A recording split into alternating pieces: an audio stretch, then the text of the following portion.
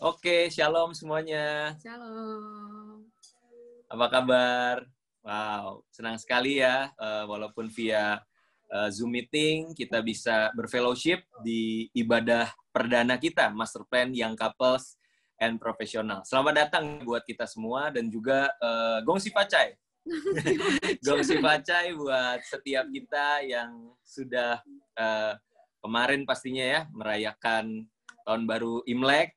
Dan besok juga ada special occasion ya, Valentine. Valentine. Jadi kita nih dijepit di antara Tahun Baru Imlek dan juga Valentine gitu. Ini satu kesempatan yang langka gitu ya, dan sungguh bersyukur kalau kita bisa berkumpul teman-teman ya, nggak cuma dari teman-teman dari Ebenezer, tapi dari mana-mana nih. Total saya lihat sudah ada 80 orang yang berkumpul, dan senang banget ya bisa sama-sama men-sharingkan hal-hal yang berhubungan dengan relationship, dan pastinya teman-teman semua akan terberkati di dalam relationship talk pada sore hari ini.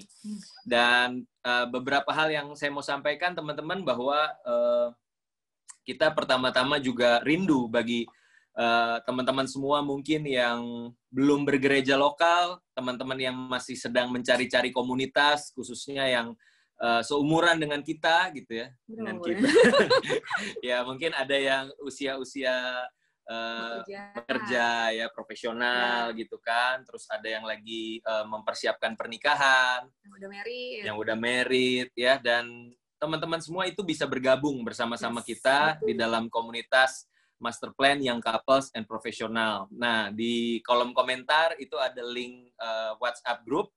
Teman-teman yang mau join tinggal klik aja ya, kita bisa sama-sama fellowship di sana, kita bisa sama-sama bertumbuh sebagai satu komunitas, satu keluarga di Master Plan Young Couples and Professional.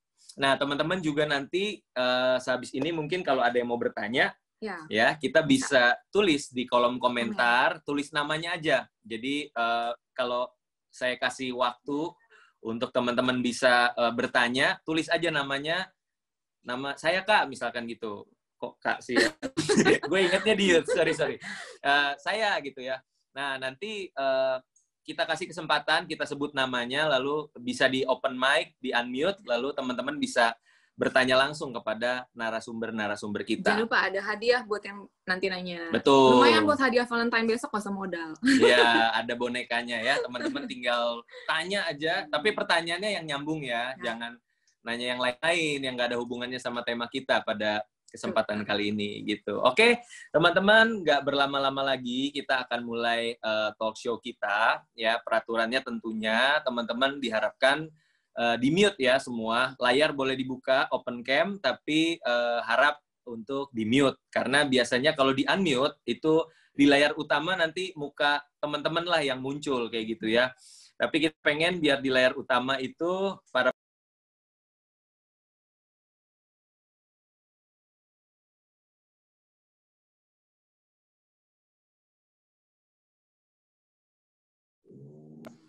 sorry kok gue nih adminnya nih ngerjain ya. Jadi pertama-tama saya mau kenalin dulu narasumber yang akan menyampaikan pengalaman mereka, sharing tentang kehidupan mereka yang pastinya akan sangat memberkati kita ya. Yang pertama kita kedatangan sepasang muda-mudi. Kita semua muda-mudi. Muda-mudi ya, sepasang muda-mudi yang dipakai Tuhan luar biasa. Ya, yang pertama adalah Pastor Raditya Oloan dan Joanna Alexandra. Halo Radit. Hai guys semuanya. Hai Radit dan Dita.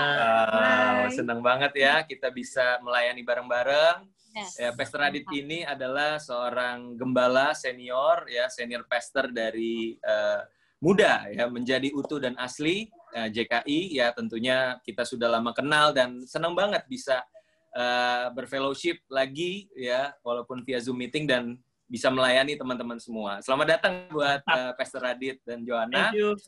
Yoi, dan berikutnya juga kita kedatangan sepasang hamba Tuhan yang luar biasa. Ini senior saya ya, beberapa kali kalau beliau khotbah saya WL waktu dulu suka ya, sebelum pensiun gitu ya, WL. Kita kedatangan hari ini ada Pastor Joel Manalu dan juga Kak Jun Nendisa. Selamat datang, Kak. Hai semuanya. Halo. Terima kasih. Wow. Salam kenal bagi yang belum kenal. Siap. Jadi Pastor Joel ini adalah Ketua Departemen Pemuda dan Anak GBI se-Indonesia, teman-teman. Ya, jadi sebuah kehormatan nih Kak Joel bisa melayani kita. Sorry ya. Emily biasa, dia nyari mamanya sebentar. Oke, jadi saya terpaksa single fighter dulu nih sebentar ya, teman-teman ya. Kak Joel dan Kak Jun terpaksa harus berbeda jarak ya. Ada LDR di sini ya. Jadi Bang Joel di Medan dan Kak Jun di Tangerang ya, Kak Jun ya? Tangerang, yes. Di Tangerang. Wow, thank you banget udah bisa gabung bersama dengan kita pada sore hari ini. Ya. Oke, teman-teman, nggak berlama-lama lagi perkenalannya, singkat aja seperti itu ya.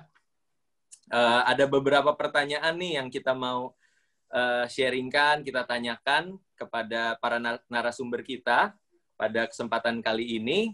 Ya mungkin bisa bergantian, mulai dari Kak Joel dulu ya, dan Kak Jun bisa cerita, habis itu baru Radit dan Joanna. Ya, pertanyaannya adalah sesuai dengan tema kita, ini bicara tentang relationship, fireproof.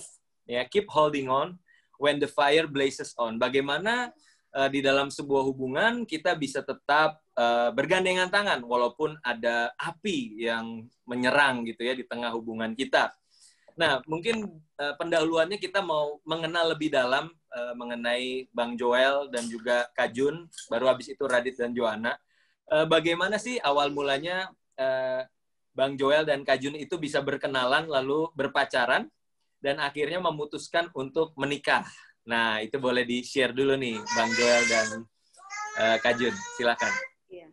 Biasanya kalau momen-momen begitu yang lebih ingat yang cewek ya, istri ya. Iya, jadi kami itu ketemunya waktu kuliah tahun 95, saya dari Ambon Timur, ketemu dengan Bang Joel dari Barat, ya. Kita ketemu di pusat, gitu ya, di Jakarta Pusat waktu di Seminari Bethel. Kami sama-sama kuliah di Seminari Bethel. Lalu kemudian selesai kuliah kita pisah tuh, kita nggak ketemu, ada kegiatan masing-masing. Lalu kemudian tahun 2000, sekitar tahun 2000 kita ketemu lagi. Ya, tahun 2000 kita ketemu lagi, lalu kemudian akhirnya pada waktu itu udah mulai sibuk masing-masing, dan ternyata kami kan nggak tahu informasi tentang status. Ternyata waktu itu saya udah punya pasangan sebenarnya, udah ada teman dekat, Bang Joel juga udah punya teman dekat. Tapi dari sekian waktu itu ternyata hubungan kami itu break semuanya, habis. Ternyata bukan itu yang terbaik ya buat kami masing-masing. Dan akhirnya tahun 2000 itu kami ketemu, ada satu sama lain. Tahun 2001 akhirnya kami mulai berpacaran, tepatnya bulan Mei tahun 2001. Lalu kemudian perjalanannya cukup lama juga, akhirnya tahun 2006 bulan Juni kami menikah. Nah, itu secara singkat perjalanan bagaimana Tuhan mempertemukan kami dan akhirnya kami sampai ke jenjang pernikahan. Oke. Berarti pacaran kira-kira 5 tahun ya? Iya, 5 tahun. 5 tahun, lalu pernikahan udah berapa tahun? 14 tahun ya? 14 tahun. 15. Wow, berarti mau masuk 15. Iya, bulan Juni. Wow, keren. Jadi total dalam sebuah relationship itu 20 tahun ya, Bang Joel dan Kak Jun ya, dari mulai pacaran. 25 dari teman, berteman itu. Oh, dari teman. 5 tahun kan waktu kuliah. Oh, itu teman dekat juga, memang kita suka sharing, kita suka saling menguatkan kan begitu. Kebetulan satu angkatan, satu fakultas. Begitu. Terus tahun 2006 memutuskan untuk menikah juga, ya kita doa, walaupun kita sama-sama hamba Tuhan, tetapi ada satu buku yang saya baca waktu itu ditulis oleh Pastor Stephen Agustinus, Pasangan Prophetic. Nah, di buku itu ada satu kalimat yang menguatkan saya dan Jun untuk nikah. Dikatakan begini, banyak hamba Tuhan ketika masih single, masih muda, mereka sangat produktif, mereka sangat kreatif, mereka dipakai Tuhan, tapi ketika mereka menemukan pasangan hidup, mereka hilang. Dan saya mulai coba lihat beberapa teman, dan ternyata betul. Dan ada satu keyakinan dalam diri saya, kalau saya nikah dengan Jun, kami punya satu visi untuk sama-sama melayani, dan Tuhan pasti tolong kami untuk ya naik level demi level dalam layani. Dan akhirnya kami mantap untuk menikah. Kira-kira begitu kisahnya. Keren. Berarti sevisi itu penting ya? Sevisi dalam hubungan itu penting ya. Pernikahan. Supaya jangan pas masih pacaran, pelayanan, pas udah nikah, lupa sama Tuhan gitu kan. Oke, thank you buat sedikit perkenalannya nih Bang Joel dan Kak Jun. Nah, sekarang kita mau tahu dari kisahnya Pastor Radit dan juga Joanna. Boleh diceritain Pastor dan Mama Jo? Siap. Oke, halo Bang Joel juga dan Kak Jun. Halo Bang Joel, Kak Jun. Udah lama gak ketemu Bang Joel Halo. juga. Salam buat Kak Jun. Iya, thank you Pastor Randy buat kita. Jadi, ya kami pertama kali kenal itu mungkin tahun 2000 atau 2001 lah ya. 2001 sama saya juga lagi jalan sama orang yang berbeda. Joanna lagi jalan sama orang berbeda, tapi kita ketemu. Dan berkenalan. Pas kenalan tuh waktu kami lagi lewat, handphone saya jatuh. Waktu handphone kami jatuh, kita ngambil berbarengan, kita tangannya, gitu. Oh, enggak. Rekayasa ya itu ya. Itu sinetron ya. Malu nggak begini. Nah, itu nikah sama sinetron begini, Kak Jo. Ya, jadi dari situ kita mulai kenalan. Nah, terus ada proses di mana kami di pesta ulang tahun, saya juga lagi jalan sama yang ulang tahun tuh pacar kamu. Iya. Pacar saya lagi ulang tahun, terus habis itu Joanna datang, tapi bisa-bisanya waktu saya lagi pulang, ada yang teman saya chatting, "Dit, salam dari Joanna." Wah, Joanna nih agresif sekali nih. Udah tahu yang ulang tahun temennya, saya disalamin juga. Ya itu dulu lah. Ya itu, makanya akhirnya nggak berapa lama kami mulai jalan bareng, cuman berjalan seminggu 2 minggu lah ya. Seminggu 2 minggu saya ngerasa nggak cocok, karena ya ada beberapa hal lah, saya memang walaupun nakal-nakal, tapi kalau pacaran tuh nggak gonta-ganti gitu, maksudnya ya sok-sok serius lah, sok-sok serius.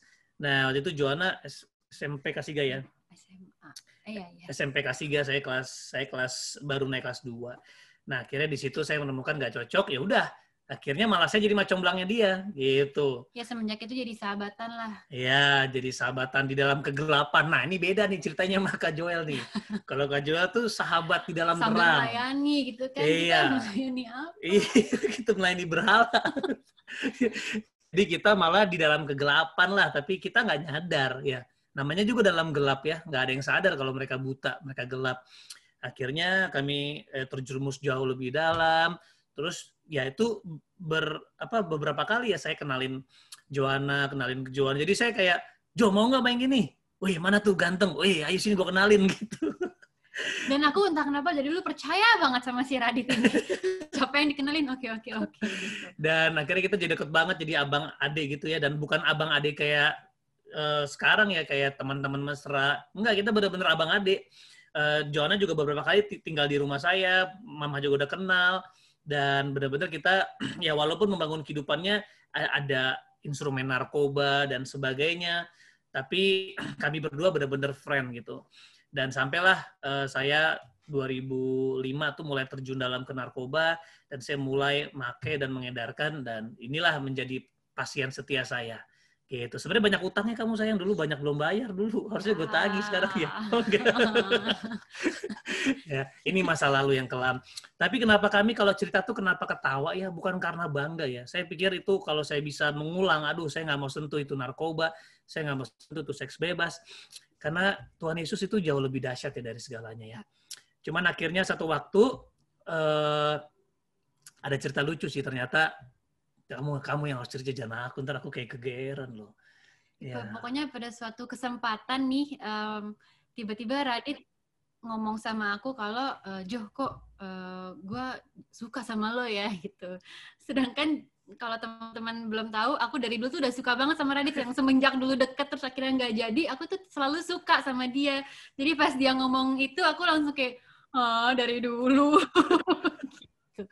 Dan akhirnya kita memulai hubungan pacaran. Sama ya, bulan Mei juga. Iya, kita sama pacaran Kak, bulan Mei tanggal 16. Jadi itu perjalanan kurang lebih 5 tahun kami sahabatan, habis itu pacaran setahun. Nah, cuman habis itu karena kami terjun dalam narkoba, kami terjun dalam kehidupan pergaulan bebas, ada proses di mana kami melakukan kesalahan sampai Joanna mengandung. Nah, sebenarnya kehamilan Joanna itu dulu jadi poin penting kenapa kita menikah. Ya, sebenarnya kalau kami lihat juga, ya saya sadar sih walaupun nggak semua kehamilan harus diselesaikan dengan pernikahan. Tapi di tahun itu kami memang pertama kalilah ketemu hamba Tuhan di situ. Yang tadinya cuman ya datang khotbah, datang cuman buat ibadah aja. Cuman hari itu kami dilayani benar-benar man to man, kasih tahu resikonya, dikasih tahu kamu mau nggak gitu. Jadi jangan sekedar karena hamil lalu kamu bertanggung jawab, tapi saya ditegaskan bahwa kalau mau nikah kamu harus siap jadi ayah dan siap jadi suami, dan itu hal yang berbeda. Tapi akhirnya kami dilayani juga sama orang tua kami. Jadi kami merasakan bahwa justru ketika kami mengalami kesalahan tersebut sebenarnya ada titik ya. Yang bikin kami berubah bukan dosanya, tapi titik itu membuat kami berjumpa dengan Tuhan dan akhirnya kami berjalan sama Tuhan. Dan kami di situ ada beberapa bulan kami dilayani dan sampai kami mantap, oke, berarti kami benar-benar mau menikah dan siap dengan segala konsekuensinya. Mungkin begitu. Wow, berarti perjalanan dari kenal sampai sekarang udah berapa lama tuh, bro? Kalian? Ditambah hampir 20 tahun. 20 tahun, ya, hampir 20 tahun. Keren. Wow, jadi, wah, gue lihat ini benar-benar memang menarik ya, kontras ya. Jadi kalau background-nya Bang Joel Kajun tuh putih gitu ya. Radit Joanna background-nya, wah, kegelap-gelapan gitu ya. Tapi yang gue bersyukur sih bahwa Tuhan kita tuh memang ajaib ya. Tuhan tuh baik banget. Yes. Ya, jadi apapun latar belakang kita, ya mungkin masa lalu, sebagaimana orang mungkin menilai, wah, masa lalunya begini, nggak mungkin bisa dipakai Tuhan, nggak mungkin rumah tangganya bisa bertahan. Jangan salah gitu, di dalam kasih karunia-Nya Tuhan, pasti kita bisa menjalankan itu. Itu jadi sebuah kebaikan. Yes, betul banget. Ya, wow, itu cerita awal ya, pendahuluan dari para narasumber kita. Dan berikutnya kita mau lebih dalam lagi nih, mengorek-ngorek ya, pengen tahu seperti apa sih hubungan kalian ini gitu. Nah, di dalam relationship itu kan pasti tadi ada yang sudah 25 tahun mengenal, Radit Joanna 20 tahun. Nah, di dalam menjalin hubungan itu kan pasti ada yang namanya masalah ya, yang digambarkan kalau di tema kita tuh api ya. Nah, apinya itu entah bentuknya percikan yang kecil-kecilan gitu atau yang besar. Ya, kembang api gitu, kebakaran gitu kan, petasan yang bisa bikin kebakaran kayak gitu. Nah,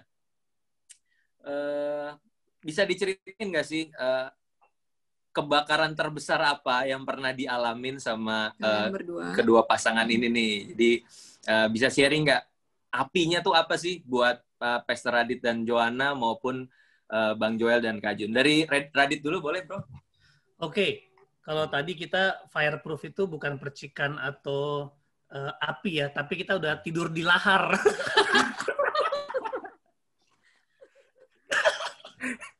Jadi inilah makanya aku menyarankan sekali sama teman-teman. Maksudnya bagaimana kami mengalami Tuhan, jangan ditiru jadi berarti hamil dulu baru ikut Tuhan, atau nggak apa-apa kok Bang Radit juga bisa kok pacaran sembarangan dan habis itu pernikahan berhasil. Itu sebuah anugerah yang nggak lazim menurut saya. Kenapa? Karena kami menanggung konsekuensinya banyak banget. Contoh, kami nggak di-prepare dengan matang. Jadi kami menjalani pernikahan sambil dipersiapkan. Nah itu nabrak-nabrak. Jadi bayangin kayak lagi nyetir mobil, tapi mobilnya nggak siap. Jadi baru nyetir dikit, hancur ban. Nyetir dikit, nabrak ini. Nyetir dikit, remnya blong gitu loh. Dan yang paling parah adalah ya kami berdua saling meninggalkan. Karena cinta yang kami punya itu cinta anak-anak. Ya, cinta yang tidak dewasa. Artinya sebuah cinta yang hanya berpusat pada perasaan saya. Jadi kalau Joanna menyakiti saya bilangnya, wah, Joanna nggak sayang sama saya. Gitu. Mungkin begitu juga sebaliknya. Dan mungkin itu yang membuat kami akhirnya Tuhan proses sampai kami harus belajar satu hal, bahwa cinta itu bukan tentang saya. Apalagi pernikahan ini bukan tentang saya. Pernikahan ini tentang kita. Bagaimana kita bisa sama-sama belajar mengasihi satu sama lain dengan cintanya Tuhan. Nah, itu perlu waktu kurang lebih 7 tahun. Benar-benar perfect years ya. Itu dari 2007, dan kami mengalami keberantakan tuh kurang lebih di 2011, 2012 lah. Kami mengalami pemulihan itu di 2013 ya. Dan kami benar-benar saling meninggalkan gitu loh. Dan itu menurut saya itu udah api terbesar deh. Itu udah diving di lahar itu.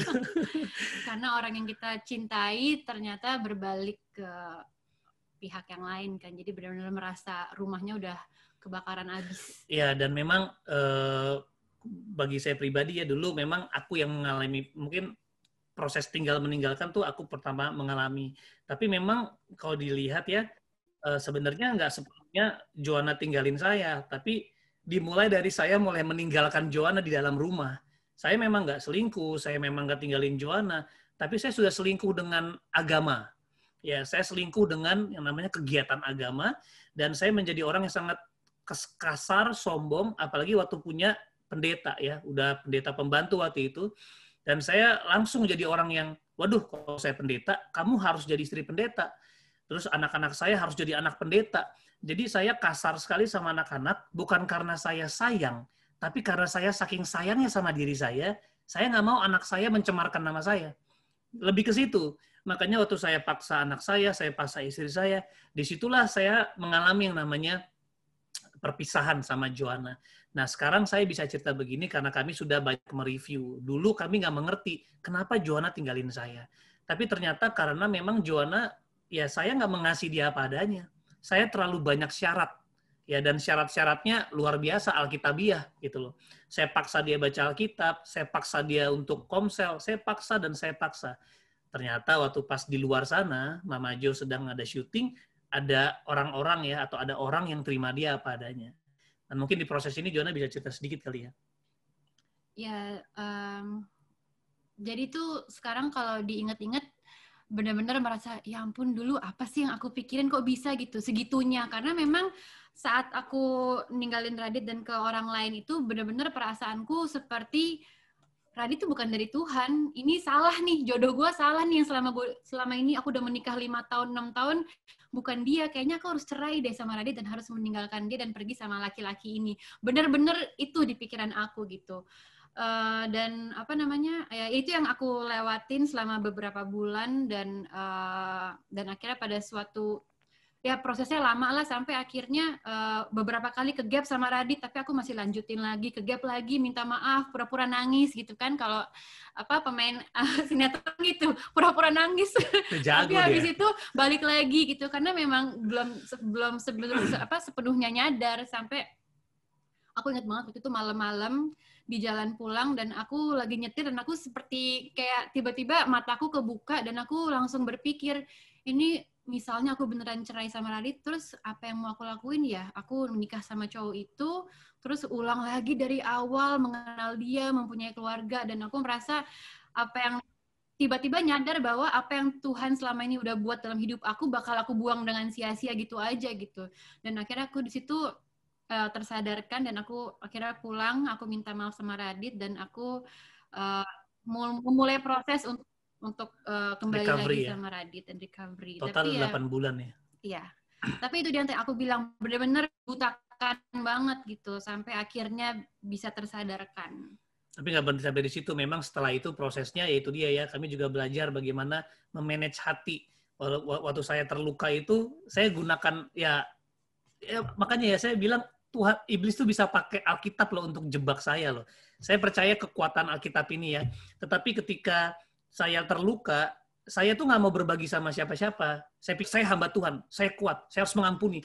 Jadi tidak ada mengambil waktu untuk istirahat, nggak ada mengambil waktu untuk dipulihkan, nggak ada menyadari bahwa Joanna saya tersakiti, nggak ada. Saya langsung kayak radikal banget, bahkan saya samperin orangnya, saya peluk. Itu 2 minggu setelah ketahuan, saya peluk. Gitu. Oh, jadi tapi ada kesombongan di situ. Ada kesombongan bahwa gua hamba Tuhan nih. Jadi saya bukan melakukannya untuk Tuhan, saya melakukan untuk saya. Nah, akhirnya saya patah. Nah, disitulah masuk lagi nih kuntilanak. Tiba-tiba ada seseorang yang masuk membuat saya kayak, wah bener nih, Joanna ternyata. Tapi saya memang nggak sampai Joanna bukan pasangan saya sih, tapi kayak, aduh saya butuh banget yang namanya apa sih ya? Melarikan diri. Karena nggak ada, kan waktu saya sakit itu nggak ada orang-orang yang, karena nggak ada yang tahu kan. Orang-orang nggak ada yang tahu. Waktu itu cuma saya, Joanna, sama gembala saya doang. Nah, ini baru kita ceritain setelah 3 tahun, 4 tahun kemudian. Nah, itulah kesalahan saya. Saya juga nggak bilang, Jo, yuk kita perbaiki hubungan kita. Nggak ada yang seperti itu ya. Jadi, semuanya karena pelayanan dan karena apa Alkitab bilang. Gitu. Saya percaya dengan kekuatan firman Tuhan, tapi saya lupa bahwa Tuhan juga bilang bahwa datanglah kepadaku yang letih dan berat, aku berikan kelegaan. Jagalah hatimu dengan segala kewaspadaan gitu ya. Puji Tuhan, itu juga another proses yang aku menyakiti Joanna. Dan kembali akhirnya kita melakukan proses pemulihan dan bersyukur ya bahwa Joanna juga tetap bisa jadi pasangan yang tetap berdiri buat saya tanpa mengungkit-ungkit. Dan akhirnya ya kami baru mengalami yang kebebasan itulah di ya pas kami bangun muda ini sih di 2015 ini. Iya. Gitu kira-kira.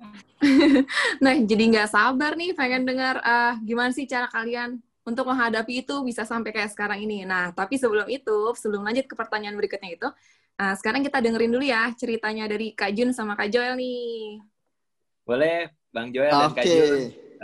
Ya, apa sih yang Randy pernah dialami oleh Bang Joel dan Kak Jun? Ya, tadi kita dengar ya dari Bang Radit katakan tadi, dia dapat anugerah khusus lah ya. Ini sebuah keyword buat kita semua. Nah, kami walaupun kami hamba Tuhan, sama-sama hamba Tuhan, ternyata nggak mudah juga untuk membangun sebuah hubungan. Ya, bahkan pernah istri saya ini orang yang sangat ngeroh sebenarnya. Ya, dia orang yang sangat ngeroh. Waktu dia di seminari pun Pak Erasi itu langsung suruh dia jadi seksi rohani. Jadi biasanya itu stratanya tinggi kan begitu ya. Ya dan waktu nikah pun dia sempat ragu dengan saya. Ya, jadi tapi akhirnya dia putuskan dan waktu itu saya teguhkan dia, saya katakan gini, ada orang yang dapat dari Tuhan bahwa itu pasangannya, tapi mereka tidak berkomitmen membangun pernikahan. Pernikahan mereka gagal juga. Tapi ada orang gak dapat apa-apa, cuma mereka punya basic yang sesuai firman, tapi mereka mau berjuang gitu ya, mau berjuang untuk membangun pernikahan. Nah, saya dengan Jun kan memang beda suku ya. Batak dan Ambon. Itu dua-dua sama-sama keras. Tapi istri saya ini memang orangnya lebih pendiam. Ya, karakternya beda banget sama saya. Saya orangnya orang kuning. Kalau foto karakter itu saya orang kuning. Ya, jadi cenderung emosional, suka marah. Sampai suatu waktu, saya ingat 5 tahun pernikahan, dia rasa jenuh, rasa capek. Dan dia bilang sama saya mau pulang ke Ambon. Saya mau istirahat. Saya capek hidup dengan kamu. Wah, kalimat itu benar-benar menemplak saya. Saya banyak pelayanan, khotbah di luar, ya melayani banyak orang, tapi istri saya bilang, saya capek hidup sama kamu. Karena kalau saya udah marah itu, Ren, saya kalau udah marah itu dari mulai istri saya, dari kenaikan, ya kedudukan sampai keturunan, wah itu bisa saya nyap-nyap terus. Saya bisa ngomel terus, itu nggak berhenti pokoknya. Ya. Dan akhirnya dia sampai satu titik, orang yang sangat sabar, dia orang sangat sabar, dia orangnya tenang, ya sampai akhirnya dia bilang, gue mau istirahat, gue capek hidup sama lo. Wah itu benar-benar menemplak saya waktu itu. Wah saya pikir habis nih. Saya ternyata gagal. Nah, terus kemudian apa lagi? Kami waktu itu punya kesibukan, saya sibuk pelayanan. Ya, ternyata pelayanan itu sering mencuri yang terbaik dari kehidupan kita. Ya. Dan kemudian dia sibuk urus anak. Jadi saya suka pergi kemana-mana, dan sama seperti kebanyakan orang, mulai ada orang-orang yang lebih peduli kepada kita, mulai care. Kan mulai ada adik-adik rohani, Kak, jangan lupa istirahat, jangan lupa makan, dan lain sebagainya. Nah, itu tadi, ternyata itu menjadi satu gangguan yang sangat luar biasa. Sampai istri saya ini peka dan tegur saya. Ya. Jadi, memang rumah tangga itu nggak mudah. Saya ke Gramedia pernah, satu judul buku lucu juga, rumah tangga itu rumit, kalau sederhana namanya rumah makan. Benar ya saudara, rumah tangga itu rumit, kalau sederhana namanya rumah makan. Sambil saya ketawa juga, benar juga nih judul buku ya. Kalau sederhana. Jadi kalau teman-teman berharap rumah tangga itu sederhana, simple, itu rumah makan pasti ya. Rumah tangga itu pasti rumit, sangat rumit. Ya, kita apalagi tahun-tahun 1 sampai 5 tahun itu, waduh, di 5 tahun itu krisisnya luar biasa, ya. Sampai terus ya kita jalani, ya saya sibuk sekali pelayanan. Satu waktu gini, Tuhan berkati kita dengan fasilitas. Istri saya mulai sibuk karena dia harus ngajar PAUD pagi udah berangkat, akhirnya saya beliin dia kendaraan. Kami masing-masing punya kendaraan. Tapi satu waktu ketika saya di jalan, ada satu perasaan gila. Gue dulu naik motor, bisa gandengan, ya mesra. Terus punya mobil satu, masih bisa sama-sama ngobrol, sharing, anak-anak ketawa-ketawa, enak. Sekarang saya rasa lonely, Ren. Saya kemana-mana sendiri, karena saya udah terus dia bisa sendiri. Wah, dan akhirnya itu membuat kita merasa jadi hubungan itu dingin. Ya, hubungan itu dingin. Ya, pulang dari pelayanan, dari keluar kota kemanapun ya cuma tempat singgah. Ya, jadi itu bukan hal yang mudah untuk dilalui. Itulah sebabnya memang kesibukan dalam pelayanan ya itu menjadi satu tantangan tersendiri ya untuk kami hadapi.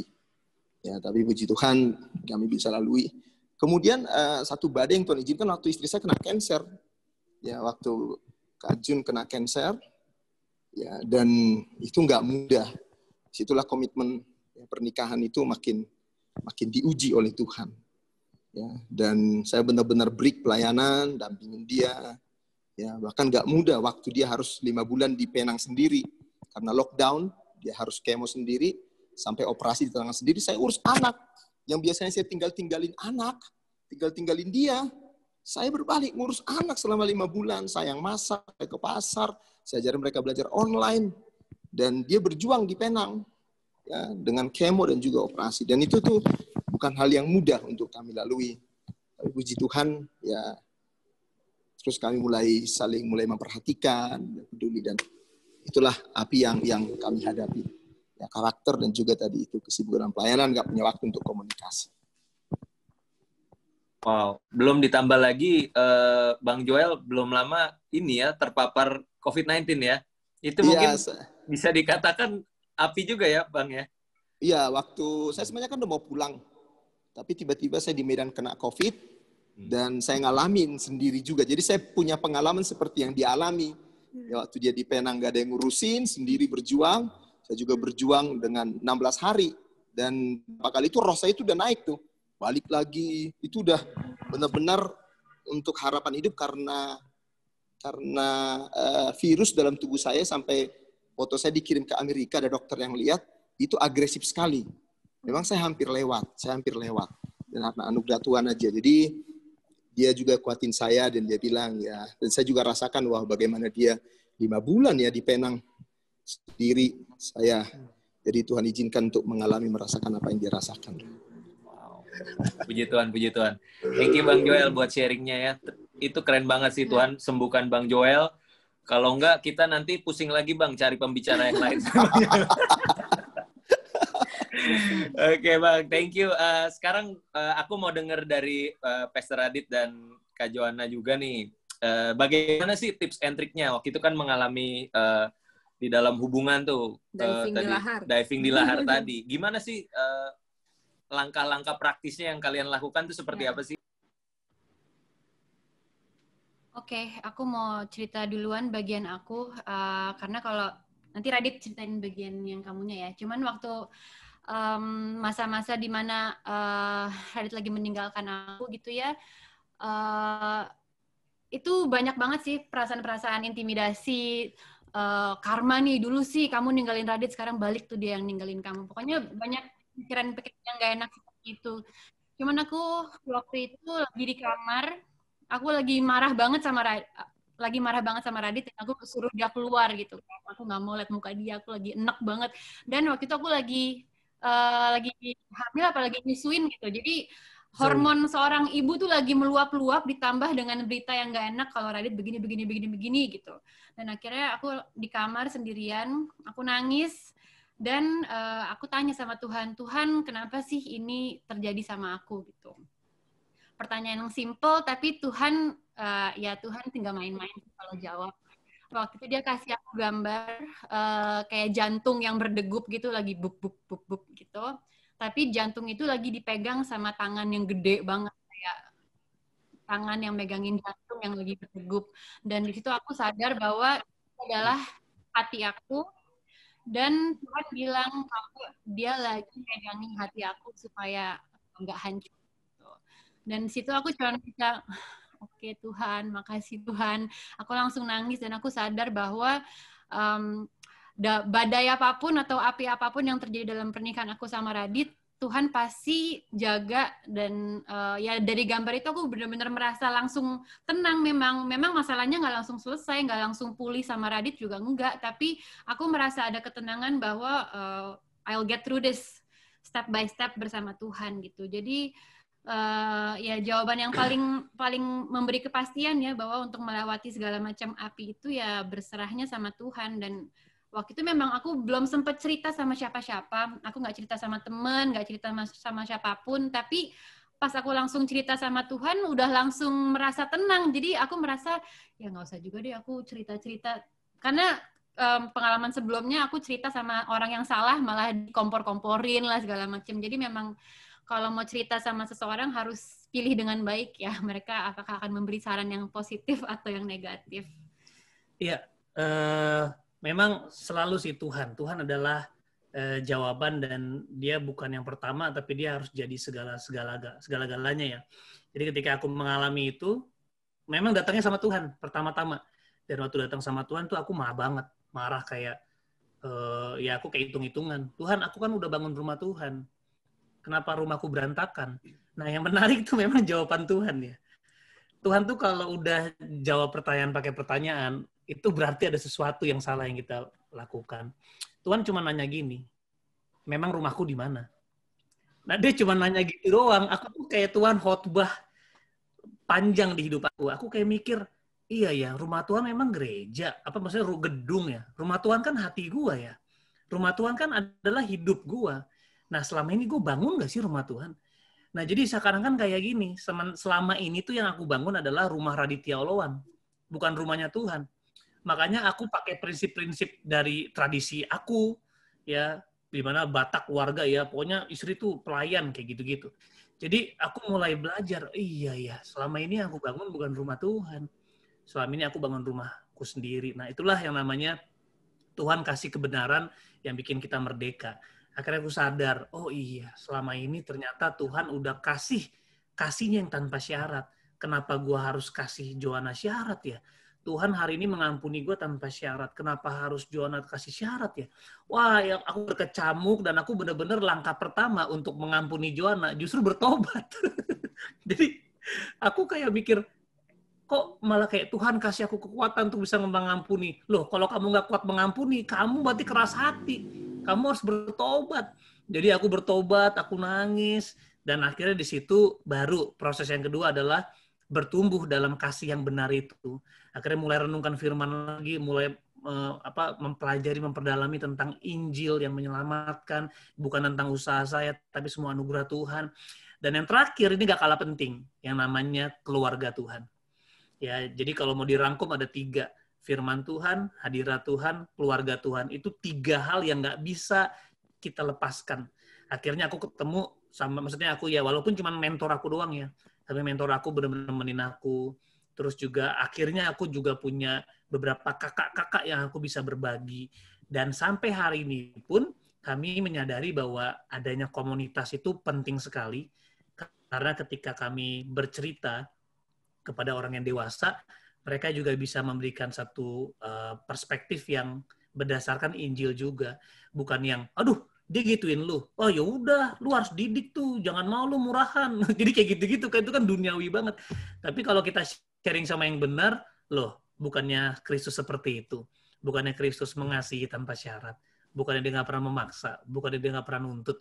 Nah, jadi punya konselor atau punya keluarga Tuhan yang bisa menjadi fasilitas ya untuk kita bisa grow semakin mature dalam Tuhan. Sampai akhirnya saya bisa bilang kita dipulihkan. Kita sering ngobrol, kita mulai ngobrol heart to heart, itu sering banget mulai jalan berdua. Yang saya tadi nggak romantis, saya mulai romantis. Joanna yang tadinya nggak suka Chelsea jadi suka Chelsea demi kami. demi kami bisa bersatu. Jadi saya belajar menyukai apa yang Joanna suka, Joanna belajar menyukai apa yang saya suka, dan karena saya belajar menyukai apa yang Joanna suka, ya saya harus lakuin yang saya nggak suka. Tapi lama-lama jadi suka drama gue, jadi suka jalan sama keluarga. Tadinya kagak sama sekali. Tapi karena belajar mencintai tadi ya, karena 3 hal tadi, firman Tuhan, hadirat Tuhan, keluarga Tuhan, akhirnya kami belajar untuk menyatukan diri. Dan itu sih yang bikin kami pulih, dan bahkan kami bisa, bukan survive ya, tapi kami bahagia, kami senang walaupun susah gitulah intinya. Siap. Thank you Pastor Adit dan Joanna buat sharingnya. Nanti sehabis ini gue pengen sharing lebih dalam lagi, terutama bagaimana caranya supaya istri itu mencintai klub yang kita sukai, gitu ya.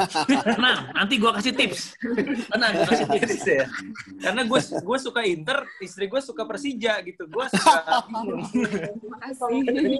Enggak, dia suka Inter juga kok, dia suka Inter.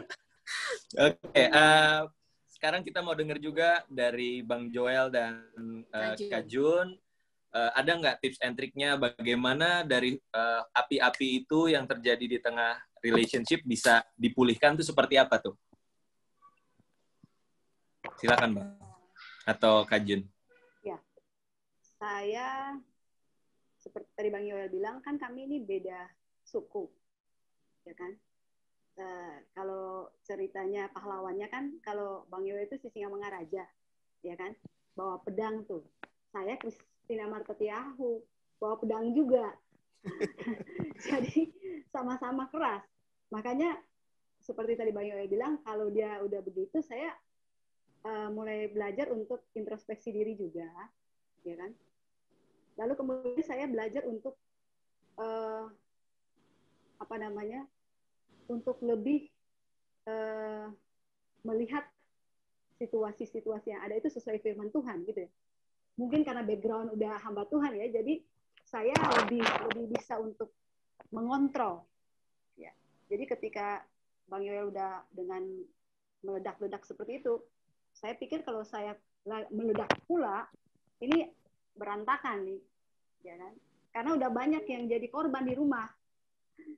Ya saya tempat sampah jadi korban gitu ya. Pintu udah jadi korban. Ya. Jadi kalau saya ikut meledak juga, habis berantem perang dunia ketiga kami gitu ya. Jadi kalau udah kayak begitu mendingan saya diam gitu. Karena kalau saya tahu kalau saya udah mulai emosi pula ke bawah itu bisa kasar juga jadinya kan. Jadi mendingan saya diam. Jadi biasanya kalau udah itu introspeksi, saya masuk ke kamar deh. Mendingan saya masuk kamar, saya berusaha untuk nggak usah ngomong apa-apa dulu. Saya introspeksi diri juga, mungkin ini pasti ada kesalahan saya juga. Itu kan nggak mungkin masalah terjadi kalau cuma dari pihaknya suami atau pasangan kita. Pasti ada yang bagian kita juga kan, yang membuat akhirnya terpicu hal seperti itu.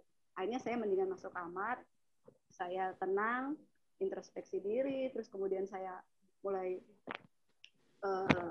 seperti yang tadi Radit dan Joanna bilang, saya langsung mulai mendingan saya duduk di hadirat Tuhan gitu ya. Saya mulai ceritalah sama Tuhan kalau lagi kesel. Saya jadi kalau doa itu suka seperti cerita, ya lagi kesel banget nih gitu ya. Ya seperti itu. Lalu kemudian saya belajar juga untuk saya nggak banyak nuntut ke dia. Gitu. Karena gini, kasih itu kan sebenarnya bicara bagaimana kita ikuti apa yang menjadi teladan Tuhan. Ya. Tuhan itu kan nggak nuntut, tapi Tuhan melakukan. Ya. Makanya saya pribadi belajar untuk apa yang saya pelajari tentang kasih, itu saya mau lakukan dulu. Saya nggak nuntut dia harus lakukan kepada saya, tapi saya lakukan bagian saya. Saya percaya begitu saya melakukan bagian saya, kasih kuasa Tuhan yang bekerja dan membuat pasangan saya pun akan merasakan kasih yang saya bagikan kepada dia dan kasih kepada dia. Nah, itu saja sih dari saya dulu. Ya, saya saking suka marah itu, adik saya yang perempuan tegur saya. Dia bilang, kamu itu kalau ngomong sama istri kayak ngomong udah kayak pembantu aja ya, dia bilang sama saya. Adik saya yang laki-laki pun bilang gila tuh. Bilang sama abang saya tuh. Kalau marahin istri nggak kira-kira. Tapi tadi benar ya. 2 Timotius 3:16 itu tuh firman yang kuat banget. Segala tulisan ya itu firman Tuhan ya bermanfaat untuk mengajar, mendidik, memperbaiki kelakuan, menyatakan kesalahan. Sampai satu waktu saya akhirnya sadarkan Tuhan, lu ya khotbah di mana-mana, keren, hebat, dipuji orang. Tapi lu, ya Tuhan, baca Alkitab cuma persiapan khotbah, gak punya hubungan pribadi. Dan akhirnya saya mulai bertobat di situ. Saya berpikir gila ya, gue ngomong apa ya di mimbar ya? Gue teriak-teriak, gue kelihatan keren, cuap-cuap, ya aduh. Akhirnya saya mulai bertobat juga di situ. Saya mulai bangun hubungan pribadi dengan Tuhan. Saya merenungkan firman Tuhan.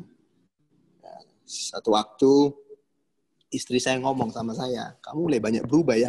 Oh ya? Saya bilang.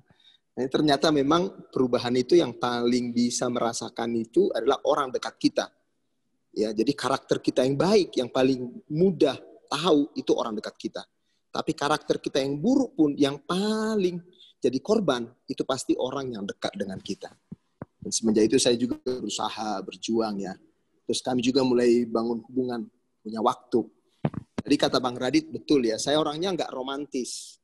Ya, saya nggak romantis. Orang Batak itu ya, apa ya, jarang lah orang romantis ya.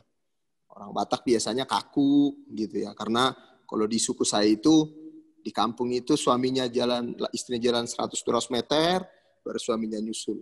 Sementara istri saya ini Ambon, yang masih ada juga Belandanya, dia suka ngomong sama saya, Pih, papa mama itu di rumah suka dansa loh. Terus maksud lu gitu kan? Ternyata dia sebenarnya ngomong sama saya, ya itu romantis dikit lah. Gitu ya. Masa lu nggak bisa? Akhirnya saya belajar juga lah ya. Jadi keluarga Batak yang kaku ketemu keluarga Ambon yang ketemu cipika-cipiki, intim, wah itu nggak mudah. Tapi saya juga mau belajar. Nah di sini ini pentingnya teman-teman semua. Mau belajar, dan akhirnya saya juga mulai kasih waktu dengan Jun, kayak mulai jalan berdoa, punya waktu nonton, ya tinggalkan anak-anak dengan sekeluarga, dan itu membuat kami banyak sharing, membuat kami banyak cerita. Terlebih Tuhan izinkan kami mengalami masa-masa sulit, yang seperti saya katakan sakit penyakit, saya banyak temanin dia, ngantar dia ke rumah sakit, dan di situ kami makin dekat ya, makin belajar untuk ngerti satu sama lain, punya kesempatan untuk melayani. Seperti tadi Jun katakan, dia memang nggak banyak nuntut. Dan akhirnya saya pun belajar untuk tidak banyak juga ngomelin dia, nuntut dia. Saya belajar untuk ya lebih banyak ya membangun lah, ya menguatkan, dan Tuhan mulai bekerja ya dan menolong kami untuk terus ya memperbaiki. Kami tahu ini bukan perjalanan yang masih panjang perjalanannya tentunya, dan butuh terus belajar. Nah, terus belajar ini penting juga teman-teman.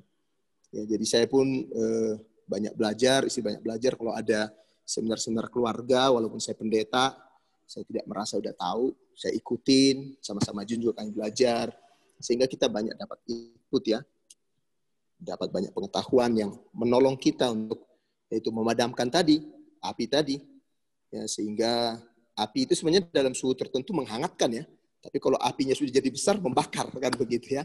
Jadi supaya apinya suhunya bisa pada suhu yang tepat, sehingga ada kasih ya yang bisa saling membangun. Kira-kira begitu, Ren dan teman-teman semua.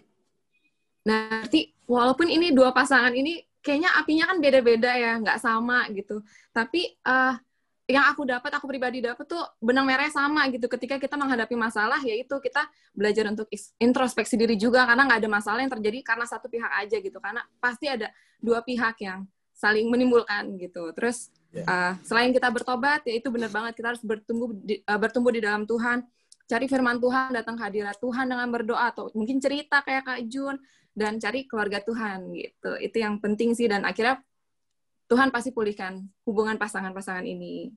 Nah, terus ya, jadi tadi sebenarnya udah disinggung juga beberapa kali sama Bang Joel dan juga Kak Radit ya, bahwa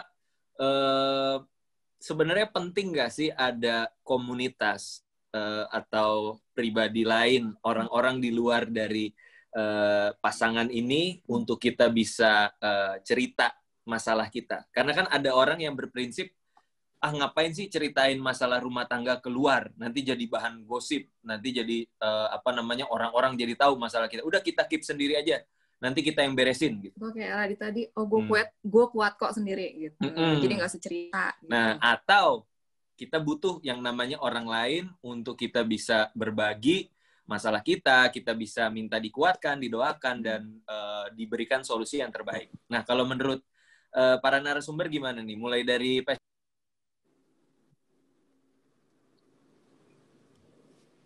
silent, Ren. Ke-mute. Sampai mana tadi gue ngomong? Sampai Inter Milan tadi. Sampai Inter Milan. Boleh dari Bang Radit, okay. Joanna, Bang Joel, dan Kak Jun. Oke, kalau aku pribadi dalam pernikahan, kalau dalam komunitas untuk bertumbuh iman, wah itu sangat-sangat penting ya. Small, medium, atau big pun itu semua penting. Tapi bagi saya untuk pernikahan, kalau memang lagi berantem, jangan kebanyakan sharing sama banyak orang. Saya bahkan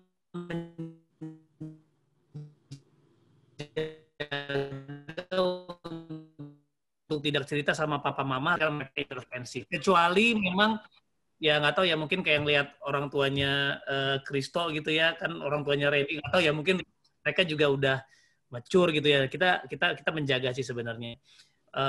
Selama ini kita kalau ada problem besar hampir nggak pernah cerita ke orang tua, tapi bersaksinya sama orang tua. Belum pernah sih sampai nemuin masalah yang kayaknya buntu. Karena waktu kami cerita sama gembala kami, di situ kami menemukan kok. Karena gembala kami cukup keras ya, artinya dia cuma bilang gini, Dit, firman Tuhan bilang apa? Sudah lakukan, gitu doang. Jadi saya nggak terlalu banyak cerita sama banyak orang. Paling kalau cuman sharing aja kayak, doain gue ya, gue lagi ngerasa berat gitu loh. Tapi memang ketika saya cerita sama gembala dan cukup sama gembala saya saja, dan dia menegaskan saya untuk ke dalam firman Tuhan, dan dia memang temani saya, di situ saya cukup mendapatkan banyak kelegaan gitu. Dan ketika Joanna tinggalin saya tinggalin Joanna juga kayaknya nggak ke banyak orang kamu ya? Enggak sih. Kan aku jadi pengalaman aku adalah aku cerita hanya ke Tuhan, aku pulih sama Tuhan yang memulihkan aku tuh Tuhan, bukan curhatan aku sama teman-teman. Iya. Tapi setelah aku pulih, setelah aku bisa bangkit dari situ, baru aku bercerita dan aku bersaksi. Kemarin gue melewati ini, tapi sekarang gue udah bisa bangkit, gue udah bisa menang. Jadi ke teman-temannya lebih ke bersaksi, dan akhirnya kita jadi ikut merasa kayak wow, gue menjalani itu nggak sendirian ya, banyak orang-orang yang akan doain gue, banyak orang-orang yang akan mendukung dalam dalam doa. Jadi curhatnya ke Tuhan, nangisnya ke Tuhan, dipulihkan sama Tuhan. Tapi kalau ke teman-teman yang lain untuk cerita kemenangannya. Iya, soalnya juga dalam berantem kecil juga Joanna juga beberapa kali sih ngobrol sama gembala yang perempuan ya, si kakak itu ya. Cuma emang waktu pas kasus itu kita lebih banyak disuruh untuk ketemu sama Tuhan sih. Sebenarnya kalau ditanya kenapa komunitas penting kenapa? Soalnya aku pegang banget tuh Amsal 18 ya, yang dia bilang orang yang hidup sendiri hidup dengan pengertiannya sendiri dan amarahnya meledak atas setiap pengertian. Dan orang bebal itu sukanya cuma membeberkan isi hati. Jadi kalau kita nggak punya perspektif dari orang-orang yang dewasa, nanti kita merasa benar. Kita merasa benar sendiri, kita merasa kebenaran kita yang harus kita pertahankan lah, kita jadi menuntut orang lain bahwa gue nih bener, dia nih salah gitu. Jadi penting sih ya, krusial komunitas, walaupun Yesus tuh harus jadi satu-satunya tempat kita bergantung, karena dia pokok. Oke, thank you Bang Radit dan Joanna. Sekarang Bang Joel dan Kak Jun, boleh silakan. Ya, saya setuju ya dengan Bang Radit katakan, kita butuh komunitas. Ya, harus. Satu waktu saya punya teman ya, kalau saya sebut pasti teman-teman juga tahu, hamba Tuhan. Dia nggak punya local church, dia nggak punya gereja lokal. Dia khotbah di mana-mana, sampai satu waktu dia putuskan gabung di satu gereja lokal. Terus saya tanya sama dia, itu kakak kelas saya, Kak, sekarang khotbah terbatas dong. Iya, ngurusin lokal. Dia bilang, kenapa? Mau gabung di lokal? Anda biasa khotbah keliling-keliling. Saya nggak punya keluarga, dia bilang. Setiap saya khotbah, saya pulang ke rumah, saya nggak punya keluarga rohani, dia bilang. Saya seperti kosong. Saya khotbah di mana-mana, selesai ya dapat berkat, dapat pujian, tapi pulang nggak ada keluarga rohani. Sampai satu waktu saya diingatkan, Tuhan, you butuh keluarga rohani. Nah, itu sangat penting memang. Saya yang melayani di lokal yang sekarang, saya juga lagi perintisan nih, mulai Januari saya perintisan di Gading Serpong. Ya. Tapi saya mulai dari tahun 97 sampai tahun 2000, sampai sekarang, saya di gereja lokal yang sama. Saya punya gembala rohani, ya, senior pastor. Saya punya teman-teman komunitas di lokal. Ya, walaupun saya banyak jadwal dan orang minta saya banyak jadwal, saya komit.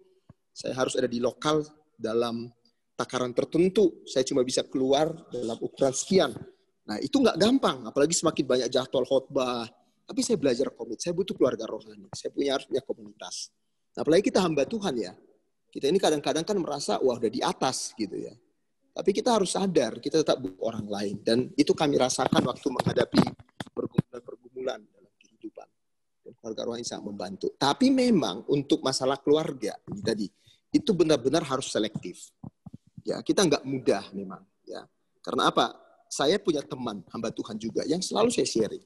Saya udah kenal dia dari mulai saya masih single. Kita sudah suka saling sharing, saling mendoakan. Ya, dan saya suka sharing sama dia. Satu waktu istri saya juga bilang sama saya butuh seseorang. Saya bisa nggak sharing sama adik kamu? Adik saya juga istri hamba Tuhan. Dan saya katakan sama dia, oke, silahkan, nggak apa-apa. Dan nggak boleh sembarangan memang. Nah, waktu istri saya sharing ke adik saya dan kita punya diskusi, dan itu menolong. Karena kalau kita sembarangan cerita sama orang lain, ya, belum lagi kalau nggak orang bertobat ya, lu cerita suami, ada yang bilang, lu cantik masih muda. Lu tukar tambah aja itu suami, bisa begitu kan. Orang dunia suka canda begitu loh, canda, tapi bisa iblis sisipkan itu. Iya ya. Ya, belum lagi begini dan begitu. Jadi memang kalau untuk masalah keluarga, ya, itu harus benar-benar selektif. Ya, nggak boleh sembarangan. Ya. Nah, disitulah pentingnya berdua, suami istri ini harus sama-sama bertumbuh. Ya, sama-sama upgrade juga, belajar. Ya, kan banyak pembelajaran gimana jadi suami yang baik, gimana istri yang baik. Itu belajar aja sama-sama, ya. Sehingga apa? Tidak selalu harus ya orang lain. Ya, papa saya juga hamba Tuhan. Ya, tapi saya pun tidak selalu cerita ke beliau pergumulan-pergumulan. Nah, jadi itu sangat penting juga, karena kalau kita cerita ke semua orang, apalagi masalah keluarga, nanti juga diceritain, orang tahu jadi kemana-mana, jadi bahan gosip ya. Jadi harus cari orang yang benar-benar ya bisa dipercaya. Kira-kira begitu. Jun, ada yang mau tambahin? Saya? Ya. Saya juga sama seperti narasumber yang lain tadi. Memang keluarga rohani itu sangat penting. Ya. Pastikan kita semua punya keluarga rohani di mana kita bisa sharing, kita bisa cerita, kita bisa saling mendukung ya. Karena saya pribadi waktu saya alami cancer ini, itu bisa tiba-tiba ada orang yang telepon saya nggak tahu tuh dari mana, tapi ternyata doa saya, di dalam doa mereka nama saya ada. Artinya ternyata ada banyak orang-orang di sekeliling kita itu yang sebenarnya peduli sama kita, ya kan? Apalagi keluarga rohani kita. Jadi pastikan saudara-saudara kita semua harus punya keluarga rohani supaya kita bisa bertumbuh bersama-sama. Lalu kemudian sama juga kalau ketika kita punya masalah keluarga, memang harus selektif untuk kepada siapa kita cerita. Ya. Pastikan adalah orang yang bisa membimbing kita kepada hal yang benar. Jangan akhirnya jadi membuat kita melakukan pilihan-pilihan yang salah. Ya, jadi sama sih. Gitu.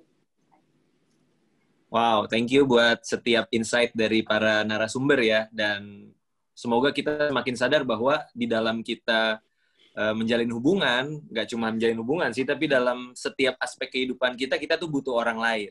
Nah, makanya teman-teman yang bergabung bersama kita pada sore hari ini, dan mungkin belum punya komunitas, belum bergereja lokal, dan rindu untuk punya keluarga rohani di dalam Tuhan, komunitas yang bisa saling mengingatkan, saling membangun. Di sini ada saya, ada Dita, dan juga teman-teman di Young Couples and Professional Ministry ini. Teman-teman bisa bergabung ya di kolom komentar. Tadi ada link WhatsApp link untuk gabung ke WhatsApp group. Teman-teman yang rindu mau bertumbuh sama-sama bisa diklik. Nanti kita bisa berkenalan di WhatsApp group supaya lebih intens lagi ya. Kita bisa saling mengenal gitu, teman-teman. Halus nggak masuknya ke WhatsApp group? Halus ya. Oke. Kita udah sampai di closing statement nih ya. Karena masih ada beberapa pertanyaan mungkin dari para peserta yang mau disampaikan. Nah, sebelum kita masuk ke pertanyaan, saya mau tanya buat setiap narasumber, apakah ada pesan-pesan yang mau disampaikan kepada para peserta, ya, buat mereka yang masih single, mencari pasangan, terus buat siapa lagi, Cil? Yang udah dalam hubungan, mungkin pacaran atau pernikahan. Nah, itu mungkin ada pesan-pesan khusus buat mereka gitu. Mungkin dari Bang Joel dan Kak Jun dulu, habis itu Bang Radit dan Joanna. Ya, yang sedang bangun hubungan ya, ataupun yang sedang cari pasangan. Ya, tentu memang yang paling awal kita harus jadi pasangan yang siap. Kita tidak cari orang yang siap, tapi kita harus jadi pribadi yang siap. Ya, kemudian ini banyak anak-anak muda, saya juga nggak ngerti ya kenapa mereka seolah-olah mencobai Tuhan. Karena dikatakan memang udah pasangan yang seimbang ya, seiman. Kadang-kadang bilang, Kak, nanti saya gumuli dulu. Saya bilang, lu jangan nambah-nambah pergumulan. Ya kan? Pergumulan udah banyak. Ya. Jadi kadang-kadang ada tuh anak-anak muda yang sok jadi pahlawan. Dia bilang, Kak, ini saya beda keyakinan nih, Kak. Ya, nggak satu iman, tapi saya mau gumuli, Kak. Saya mau dalam pergumulan saya. Gue bilang, lu jangan nambah-nambah pergumulan. Ya. Ada banyak pergumulan lain yang lebih penting lu gumuli daripada itu. Kan begitu ya.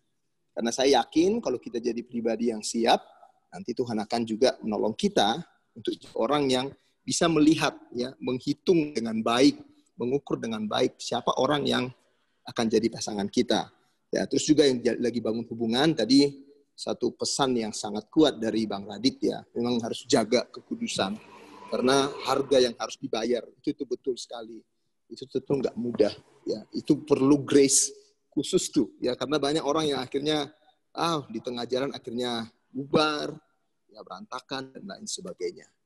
Nah, terus juga kalau untuk teman-teman yang memang akan mempersiapkan pernikahan dalam waktu dekat, ya jangan fokus hanya mempersiapkan acaranya, ya acara yang kadang-kadang kita sibuk dengan gedung, cari wedding organizer yang baik, segala sesuatu sampai kita siap lupa mempersiapkan hal-hal yang lebih prinsip dari itu. Ya, bagaimana kita mempersiapkan diri kita, belajar dengan baik ya. Kadang-kadang orang ikut bimbingan pranikah itu cuma syarat. Saya waktu ikut bimbingan pranikah dengan Jun, kami nggak anggap itu cuma syarat, tapi kami anggap itu sebuah kesempatan untuk kami belajar, untuk kami mempersiapkan diri. Karena tantangannya nggak mudah. Membangun tangga rumah itu mudah. Panggil tukang, tangga rumahnya dibangun. Tapi membangun rumah tangga, wow, itu nggak mudah. Ya, itu butuh tukang profesional, yaitu Yesus, yang menolong kita, membantu kita untuk bisa membangun ya langkah demi langkah ya, anak tangga demi anak tangga dalam pernikahan sehingga sampai kepada apa yang Tuhan maksudkan. Itu saja. Kak Jun, boleh silakan Kak Jun. Kalau dari saya satu kata aja, kasih. Buat pasangan yang sudah menikah atau yang sementara mempersiapkan pernikahan atau yang sementara mencari pasangan, kita harus jadi pribadi yang penuh dengan kasih. Waktu kita penuh dengan kasih, ketika nanti pasangan kita nggak bisa kasih seperti yang kita mau, ya, kita nggak akan kekurangan kasih karena kita sudah punya kasih Bapa yang penuh dengan kita. Gitu ya. Sehingga masalah apapun yang terjadi, waktu ada kasih Bapa itu kan kasih yang sempurna tuh, kasih yang menerima apa adanya, kasih yang pokoknya yang sempurna deh, gitu ya. Jadi harus penuh dengan kasih Tuhan. Dan percayalah bahwa kita mau berjalan bersama Tuhan itu tidak mudah, memang tantangan pasti ada, tapi ketika ada kasih Tuhan, kasih itulah yang akan memampukan kita. Itu saja dari saya. Oke, thank you Kak Jun dan Bang Joel. Bro Radit sama Joanna silakan. Iya, aku kemarin lihat riset ya bahwa di masa pandemi ini dating apps itu melonjak 60% gitu. Dan ternyata terbukti bahwa masa pandemi membuktikan bahwa banyak orang-orang Kristen merasa kesepian, lonely, membutuhkan cinta, membutuhkan diperhatiin dan sebagainya. Nah, masalahnya adalah gini, kita mencari cinta tuh di tempat yang salah. Nah, mungkin kalau tanya statement apa, aku izinkan ngomong begini ya, bahwa manusia itu bukan tempat untuk kita mencari cinta, tapi manusia adalah tempat atau kita bilang pribadi untuk diberikan cinta. Nah, jadi kalau kita mau cari cinta sama manusia, udah pasti kecewa. Saya udah hilangkan ekspektasi saya untuk mencari cinta dari istri saya. Walaupun istri saya pasti akan memberikan kepada saya, tapi saya cuma mau minta dari Tuhan. Justru Joanna adalah tempat di mana saya harus memberikan cinta tersebut. Nah, jadi bayangin nggak sih kalau pernikahan adalah pertemuan antara dua orang yang sama-sama menerima cinta Tuhan dan memberikan. Nah, itu pasti akan sangat jauh dari yang namanya, saya nggak bilang konflik pasti tetap akan ada, namanya dua menjadi satu. Tapi jauh tuh dari yang kayak, aku capek sama kamu nggak hargai aku, itu jauh banget. Paling konflik karena besok mau liburan pagi, tapi ada piala champion, jadi gue mau begadang makan piala champion. Paling ributnya gitu-gitu. Kamu nih bentingin bola, paling gitu-gitu aja. Tapi kalau udah, kamu nggak perhatiin aku, kayaknya udah jauh banget ya. Aku bersyukur sih teman-teman, makanya sadari bahwa tadi Kak Jun juga bilang, Kak Joel juga bilang, bahwa ya love, ya itu yang paling utama, dan cintanya bukan dicari dari manusia mah nggak punya. Manusia tuh cuman perantaraan cintanya Tuhan. Manusia tuh diberikan cinta untuk kita bisa berikan. Makanya jangan cari cinta di tempat yang salah. Ya, termasuk suami istri kita ya. Mereka terbatas. Kasihan dia, mereka udah bergumul sama hidup, tagihan, pandemi lagi. Lu masih ngambil cinta lagi. Janganlah. Mendingan kita fokus untuk memberikan cinta, terus memberikan cinta, dan kitanya terima terus dari Tuhan, dari Tuhan. Mungkin gitu. Amin. Mama Jo? Aku tuh dari dulu sampai sekarang ya sangat mengagumi suamiku ini. Ada maunya nih, pasti kamu mau apa? Besok Valentine. Iya Bang. Yang Kak Joel. Dan terus kalau aku tuh inget ya dari dulu tuh kalau ada pertanyaan apa yang paling kamu takut untuk terjadi sama kamu, jawaban aku tuh pasti aku takut kehilangan suamiku. Aku bener-bener berpegang banget nih sama Raditya Oloan, dan dengan yang seperti yang tadi kita udah ceritain, ternyata Radit pergi ke lain hati dan segala macam. Aku sadar bahwa usia itu pasti mengecewakan ya teman-teman. Bahkan pasangan kita yang udah sama-sama diberkati dalam Tuhan juga pasti mengecewakan. Yang nggak mengecewakan hanyalah Tuhan. Amin. Jadi apapun status kita sekarang, apakah udah lagi pacaran atau masih mencari atau udah suami istri, kita harus benar-benar berpegang teguh sama Tuhan. Dan kalau memang akhirnya pasangan kita mengecewakan kita, ya itu sudah nggak bisa dielakkan lagi. Yang penting kita habis itu mau lari ke siapa, kita mau nangisnya ke siapa sama Tuhan, ya itu. Gitu.